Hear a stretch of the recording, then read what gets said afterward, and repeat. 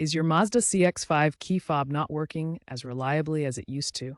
It probably needs a new battery. For 2020-2023 CX5 models, replacing the key fob battery is a simple DIY task.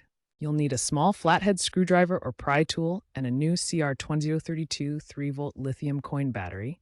Some 2020 models use CR2025, so double check. These batteries are inexpensive and widely available. This video will guide you through the process step by step, saving you a trip to the dealership. Remember, no reprogramming is needed after the battery change for these CX5 models. First, locate the small seam on your key fob casing. Use your flathead screwdriver to gently pry the fob open. Remove the old battery, noting which side faces up, usually the positive side.